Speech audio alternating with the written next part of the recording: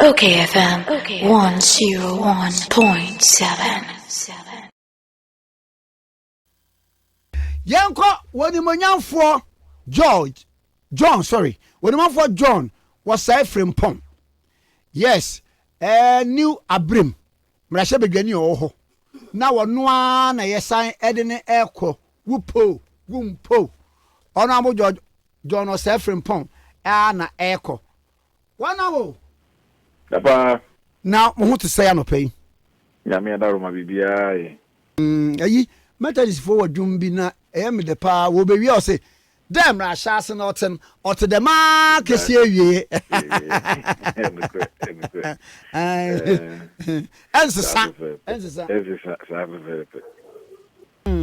Now, honorable, when the campaign a cost say, a form to say, when you are brim. You, but I mean, Fakwan Suntia and Chawati for you now. Open me that is so bisa campaign, the Agrovia Nebra, campaign money away. Taking a mood and then, oh my nature one, I said, the older food na bank account, one of you, a chum with chumwa, where we are in ye. Bivia Kokama. Na your house to house, no, Safi is not your raining tea, rich campaign on the air. House to house, no cost of baby, bedroom beer and for the Jim. We bedroom baby, not as a baby, I walk on. Or one cafe on crab, one day, and EG edge. Jamaican, I am Reka Amaye. Na yen. Fa emfa trans ase ayemre etese nipa de yadwen dia na dane na bremu constituency de ma campaign kura ayemre na so bedru kro no so no se nyanka ne a na yesu enye school dan a na ye chip compound bi ana se bibia etisa akwan so koso wo nkronkro menura me no ka sei eye liaison group no a omo hwe six town rules na six community town rules aye ye no nyina no e baaye highways feeder rules for any group in Minerals Commission, Lands and Natural Resources, Chamber of Mines, any Water Resources for Forestry Commission for ba Abremu constituency, and now Grutons here, Council Kotano, Omunina Kasi, dim contractors, a site inspection, and as a site meetings. And the Groma in I Bejan and they free day, Nasakra, and Osia can, and Yamakani say, your nursing training school do a higher method is for there. Na yekɔhwɛ na kyerɛ sɛ principal na office ne staff no ho no mo de ne tie na nimu papa ɔmo de to manim sɛ memmoa mo saa kwan no so megina me na so kɔtɔ sofa yi nkonnwa a yɛde hyehyɛ yɛ dan mu fridge ma wɔ air conditioners ne TV so ɔmo de bɛbɔ hɔ nyina nti no anɔpa ne yɛyɛ saa presentation ansa na yɛde site inspection no ɛtoa so na obi a wɔha biara de ne ho agye mu obiara ne wɔbɛba ha no ɛmakuo mabaawa kuo no bebree loyal ladies tant ladies ho ahwan ne ho bi wɔ campaign bi a yɛayɛ mu sɛdeɛ afei obiara de ne ho agye mu nti afei deɛ ne hwɛ sɛ de abrɛmu keka kɔ no deɛ ayɛ 70% no yɛbɛnya koraa ma atumi aboro so na Nana Danko Akufo Addo nso nyuma wayɛ no so biara ni baabi a obeduru biara maamefoɔ yi NDC foɔ yɛbɔdwa biara wia NDC foɔ ba sɛ ɔmbɛgye t-shirt ahyɛ ama nkurɔfoɔ hu sɛ ɔmo aba hampa na ya na yɛ nkurɔfoɔ no bi wɔ ɔmo nyi ɛsan sɛ ɔmo na ɛno ɔmo okuro mu mesi daabi obiara a ɔbɛbi a yɛnye no kyerɛ sɛ nneɛma a yɛayɛ no ebi nsi da nti obiara ba a yɛ nyinaa yɛnye no ne yɛne ne nyɛ adwuma nti afei deɛ megye sɛ deɛ akɔ no ɛyɛ yɛnuru baabi a in the campaign akakra na yɛde ato abayi nanso deɛ ehu no saa bere no na yɛ ambisa mo sɛ aprokuma gu nhyerɛni mpo na ɛte kuma kwadui na ɛbɛso abiribra na ɛyi ɔmabo mobɔdwa bi a na ndisi fɔ no aba no ɔmabɛgye t-shirt mi no ɔmde ahyɛ adɛyi ɔmo pɛ koraa de ahyɛ de akyerɛ nsɛ sɛ ana ɔpɛ sɛ ɔhyɛ ne hu sɛ waba mpa sɛ wohyɛ t-shirt ne de ana ayɛ sɛ wakɔ asɔre ne yɛabɔ wɔ so no wɔyɛ beginners class no a we are you do as a Methodist wakodo nkwa na nhye kwa wo nkwa no kra no ye kra me se Methodist na me ye wo mitu mu a me nyini ye ko se me din nyina ye se me din wakokwa so nti no ya na yenim se ne ye tie obi obabi anso ye gina wa tu ne mo mani che e kire se campaign no enye de o mutum se o matene so mu ache na Nana Danko Akufo Addo excellence nyame nhira no o magana fo ate de especially free education ne de se saman kura eba enya bi so ati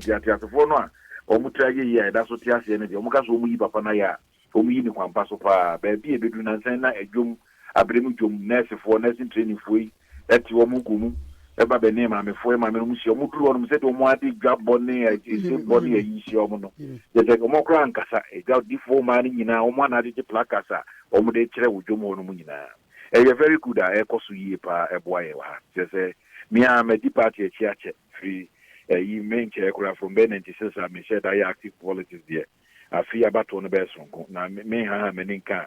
a difference of 1 million na last year nya ni bitimanya ma brosa se ko fati eduma na se ya so papa na hwe ene ye hu se ne ote ene ne pa e wonu mu aba be boa Ghana abremu constituency so ne yedi ni ye ti eduma no ye mremre se the last na me no din ko wa meken enko to ma akoma akon 40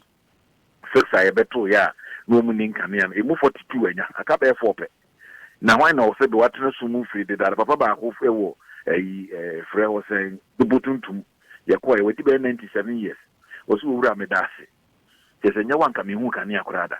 nti obi ka ne sɛ wan paa na sɛ de wei nipa bɔne a wei nyina akyi ɔbɛka sɛ ɔkɔto atia wan ne kyirifo asɛ mpa kɔto sɛ defensifoɔ ka me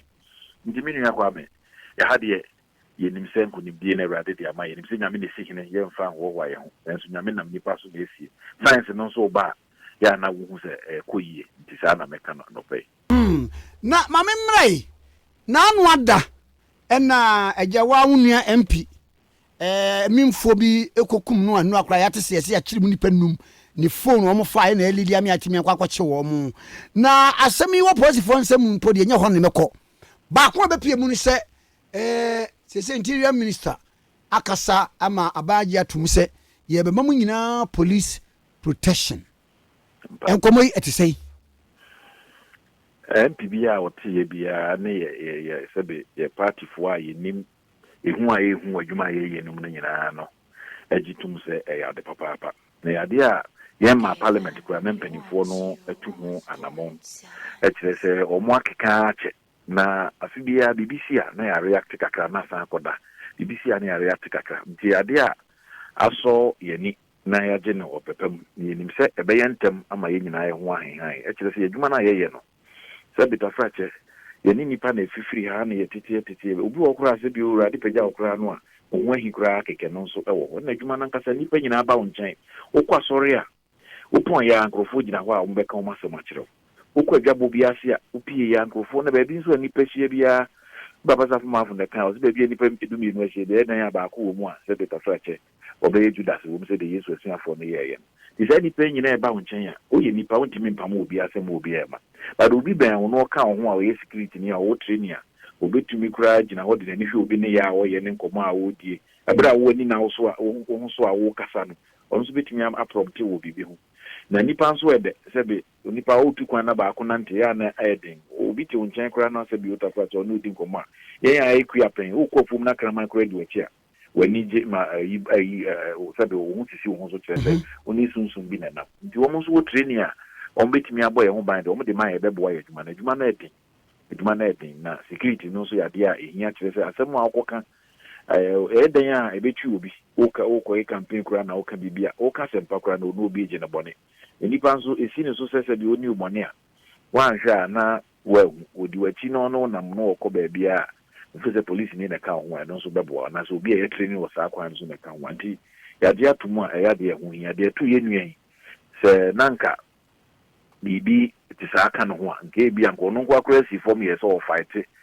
saa nkrofo na nke bi anko mu sɛ obi tutu saa ombedwane nti me gidi sɛ ye papa bɛboa ye sɛ benifo ma ye ti ase ana sɛ de ye kura be hu ye mi a meti training a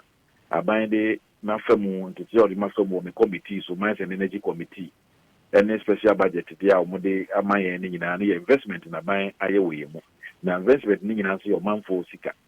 so the osmo obi kura na so o ma ya ho nto nti se o represent ni pa bebrebe abremufo a ye to aba na nsen kwa e be 44,000 ye register ye ni asoma se kodi sa domi pokura nko ani ma anye the whole population kura no ye japade kese a obi a osoma obi ani be ku akiri se ye mpini ndi e bono ho ban a ebeboa ti before se sa kwan no so no o mo ye ebeboa ye na make am so wasoma kola kura no o ma ya wasoma no o ma ya kura oda ena nti so masoma ye se enko na me kwa bo na bibisa ekotoa ebeye ya ye obi ya dan na nyina esu nti Ghana fo mesre yenti ase ne kase ye tenase ama ye nya police ama Ghana fo nyina beso ye so se de UN standard and answer requirement ne tie no a ansa na ya hwe MPs enye yi sebe na nsen ya wo ha yare etoche yen yi corona yi ba yi na ye mo obi anya ho budget nyere nso sense ho hia na so mampani keka no no so de boaye no utu anamo a ema eni me bia na ye kura budget kura dum bebi na osi twitwa bi mu de so me ka say GNPC for de no mo de be project ni scholarship last year this year ye de mo budget ni ba me bi twa mu e de bi ma ho de be ko covid savings ani aye nyina ye de be boaye de na wo dada be boa ma ni nyina ye de mi se bibi se si na Ghana for ni mpanifo nyina anyansia mu na mo de tumi ama ye ko dwen ho so ye ma protection bia me fo se ne kwan so ano no nti ye da Ghana for ase ye da parliament ne mpanifo a mo dwen ho ase interior minister and his excellency the president as se o mo so adwen ye ho abetu sam pepen so yi na NDC his excellency John Dramani Mahama edano ena okasai na asema wo kan se one free senior high mudia da bia sika mo agye ye hu mpuntunyuma mo de ye bo bibia so musi free senior high na mo bobombo ade na nkasa na implementation na kora mo mu ntimi hihye ni yi wo ba wo behweso wo behihye ni yi kama na bibia ye yi bros oja ye mo anya ho hwe eno na ho afi wo ba enhihye wo de begu akwa mu napko yi a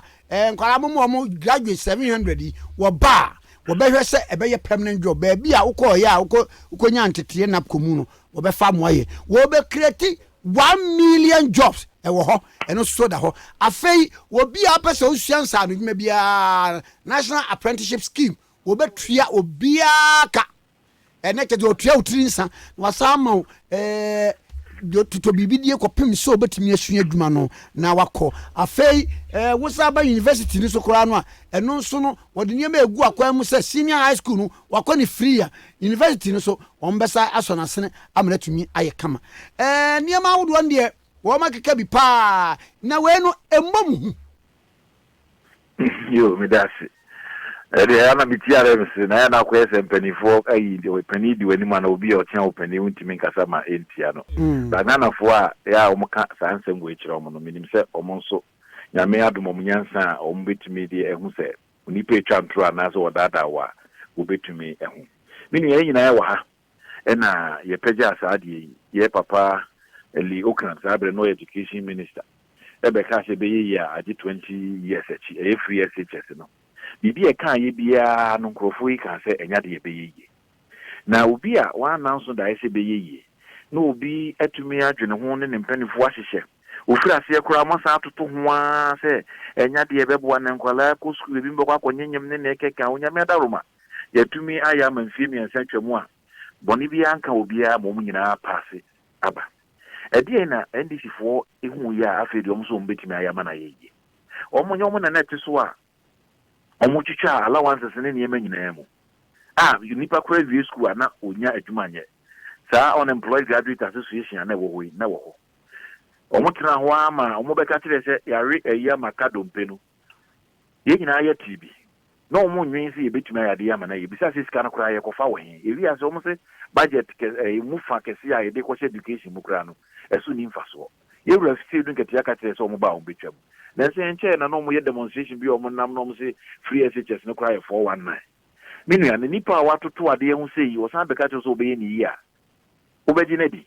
ekwan ben so kura no obefa ye ni yi ono tiso no Ghana ban mamu wonu kura no de kokoma IMF was o mumara meye no mo ehihye homegrown policies so den ya no mo de ya ye ka se wadi so obi ewu ansa na afa na dwuma mu yentua nursing training allowance yentua teacher training allowance na so obi enwu so age se obi a retire ansa na bibi ahye anamu enti se nipa se be ka kire o se obeboa wa na se obeye obibia na ye na minim se papa na otiso no se Peter Frache na da ye no wo so se na senyo ni ade akonwa a wotiso a editumi nyina ne Ghana fo nyina ta wa chidi ahye won sai wan tumi anye na abetra nchen ya na afi wo hu se ade no nka odwen hu ya nka abetimaye enya sa am se afi na ebia training no okomu ye apprenticeship no se onu na de start okọ apprentice mi ekire nse bi esi bu man ya ansa na wabeka se ya mfama no na de oye die menyini se Ghana fo benya na mogidie sa se free SHS no kura no se be sa afo no mo kika nsem we no mo ko obi a kabi se be wo o ma reason yi a chen de o mo ye sa na me de me hu no ekire se ade a wo e de ma wo all the resources bibia ka ho ye di Ghana for ayi na mo say em ye de abufu to aba pamo wo ya bi currency da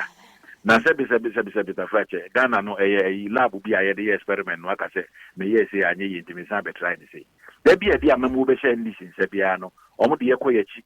mfie bebre MPP ba ni abe ni ye no mo be se na minim se the Ghana for adom atoa ye so ama na do danko asan akọ no 4 more years excellency akọ no 4 more years a na yes atoa so bi mu ba bi a Ghana bedru na be kra behwe sa na me de me hu no nti mesere ye nuanom Ghana for na da e na omo da de omo keka nyina je se o ka ya se de akwa for na ye bo no we ka se me ma 1000 me ma 2000 me se na mo de kokosa de ya kan yetumi adi ho adanse no eno na mo hwe ho na mo nto aba mai ye ma omo opportunity be som ye o ma ye de o betimi ai o ma ho oden no ase beta che wo de ka ma mate na so de kodura ba bi ekose no na wo siesie wi a ye san fa se mate ni sa so no akora no mra magin ko so so man federal training na san fa no ko driving school no ko sua se de kaka yi na wa so ye na se nye yi a oni mate na onye na ono ano mi so trance edwendwen ho kwachira obehu se de okanyina na kuma mu no heart of heart pa no obehu se ntro na anase na ada bi no pese odeba omofo se ye shebo nti omo so be shebo a Ghana for de mo ba bo sha share ye diso di Ghana for aji atum na do obi she wo obi wo bo mu no bobo yi match mu na so bobo yi a ye nyino se obi a ye ma no penalty kura o se no no mo metrans na o mra me we se ye tru bega bo penalty the best candidates make one of the best candidate for Ghana and I say player for Ghana no na Nadu Danko Akufo-Addo our best score goals am I said ya why me e be da sia no pay yes me da so for Kwame Nyame no obusu afo no watifo nyina okay FM Nyame ma mo nkoso se de mo koso na ya bi e wo nyina so yetie mo ya da mo yes ya da se pa bye bye Okay FM 101.7